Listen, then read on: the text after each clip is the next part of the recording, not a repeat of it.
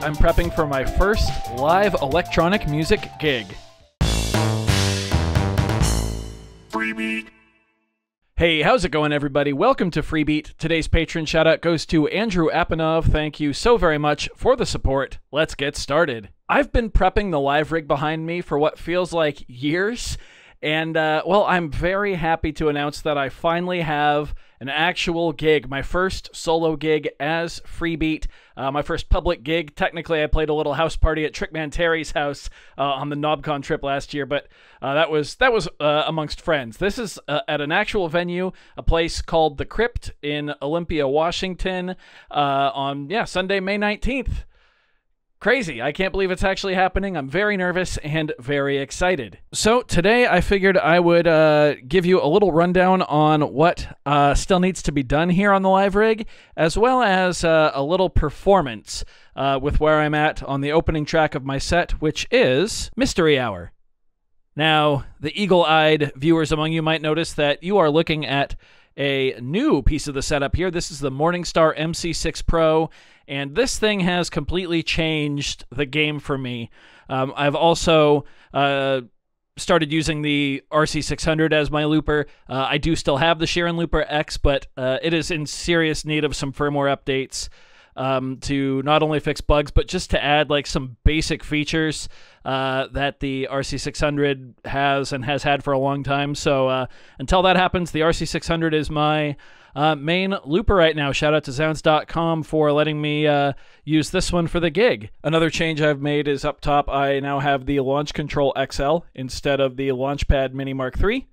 And that's also possible because of the Morningstar MC6 Pro. You'll also notice this little Boss FS5U here. With this combination of gear here, well, really just these two pieces of gear, I'm able to just press this pedal every time I need to move on to the next event in a song, whether that's firing off a sample or arming a looper track or stopping a looper track or changing some effects on the SP404 or the looper. Yeah, this Morningstar pedal is insane, and it deserves its own dedicated video, which I do hope to get out soon.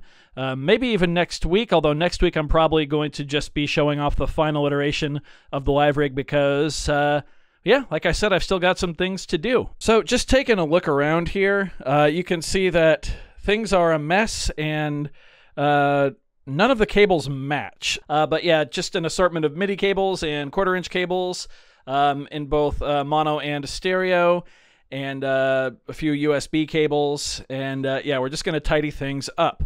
Speaking, I don't know why I'm holding the camera at an angle. Speaking of tidying things up, I do have a pedal board coming as well. A Pedal Train Classic 1, I believe, that these three pieces of gear are going to sit on, and I believe I can even fit my kick drum trigger on there too, which that will make this look a lot neater and also make it a lot easier to transport and set up / take down. I also just got these in today, a little package of 60 cable ties that I will be using to make some kind of DIY snakes to make setup a little easier. And I also dug out the old Brother P-Touch label maker here to make labels for each and every cable for ease of setup and takedown. I really want to make a good first impression with this gig, so the less time I spend setting up and taking down, the more time I spend playing, the better. Of course, I want the set to be as polished as possible, so I've been rehearsing a lot. Also, one more thing about the set, none of this gear is synced up, and there are no backing tracks. Now, things are connected via MIDI, of course, but in terms of like internal clocks or anything like that, there's nothing going on. There's no sequences, nothing like that. Every sound that comes from my setup either has to be played live by me and then looped, or triggered as a one-shot in real time by me, either using a drum pad, the 404 pads, the key step, those buttons there, or a pedal. So nothing is synced up. Everything's just free-floating in real time. I want this to be high risk, high reward. I really want to push the element of this being like a proper live performance. Things can and will go wrong, and it's all about how I can play that off and how I can recover. So with that out of the way, here you go. Here's the first track from my set. This one's called Mystery Hour.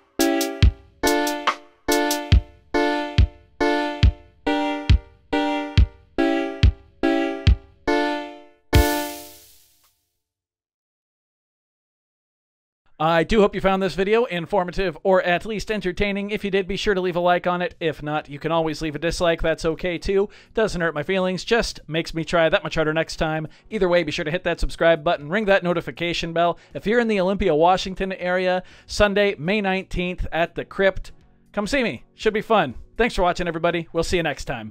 Bye.